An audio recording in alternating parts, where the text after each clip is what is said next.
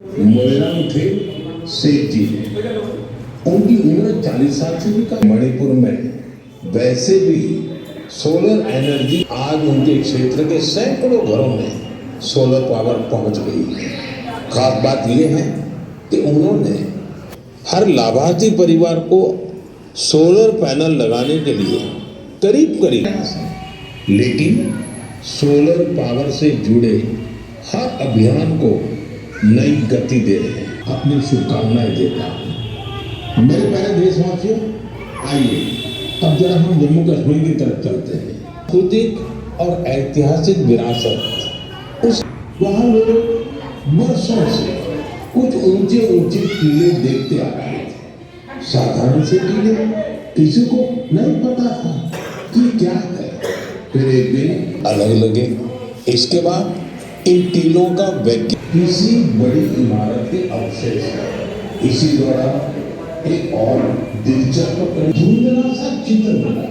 बारामूला के उस चित्र में 3 बौद्ध स्तूप का ये बौद्ध परिसर हमें याद दिलाता है कश्मीर का अतीत क्या था, उसकी पहचान कितनी समृद्ध थी। আজকে 8 নম্বর ওয়ার্ড মেদিনীপুর মণ্ডল ওয়ার্ডের অন্তর্গত 166 নম্বর বুথে দেখতে পাচ্ছেন যে প্রায় শতাধিক এখানকার সাধারণ মানুষ, এখানকার ভারতীয় জনতা পার্টির কার্যকর্তা কর্মী সম্মিলিতভাবে সবাই মিলে যশস্বী প্রধানমন্ত্রী, যিনি সারা ভারতবর্ষের কোনায় কোনায় যে প্রতিভা থাকে তাকে অন্বেষণ করে মানুষের সামনে তুলে ধরেন।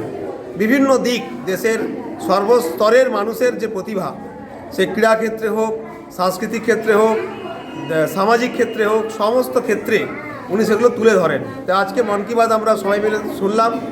এখানকার 8 নম্বর ওয়ার্ডের সমস্ত কার্যকর্তারা এখানে উপস্থিত আছেন। কোয়েলি দত্ত, আমাদের গণেশ দা, আমাদের অভিজিৎ ভাই থেকে শুরু করে আমাদের মিদ্যা দা থেকে শুরু করে সবাই আছেন। তাই সুরজ ভাই থেকে শুরু করে সবার উদ্যোগে আজকে এই কার্যক্রম। আজকে কার্যক্রমে আমরা প্রচুর মানুষ এসছেন মোদিজির ডাকে আহ্বানে সাড়া দিয়ে, এবং এরপরে আমাদের এখানকার কার্যকর্তাদের ব্যবস্থাপনায় সেবা কাজও হবে। সমস্ত বাচ্চারা যারা আসছে তাদেরকে কেক দেওয়া হবে। এই কার্যক্রম আজকে সারাদিন নেওয়া হয়েছে। ক্রীড়াক্ষেত্রে বিশেষ করে মহিলারা যেভাবে ভারতবর্ষের সমস্ত জায়গায় তার যে প্রতিভা, ভারতবর্ষের মেয়েরা তারা সারা বিশ্বের কাছে তাক লাগিয়ে দিয়েছে। মহিলা বিশ্বকাপ থেকে শুরু করে আমাদের পুরুষ বিশ্বকাপ থেকে শুরু করে তারপরে আমরা অলিম্পিকে দেখেছি, ফুটবলে দেখেছি, সব জায়গায় ভারতবর্ষ এগোচ্ছে। তাই ওই দিকগুলো তুলে ধরেছেন।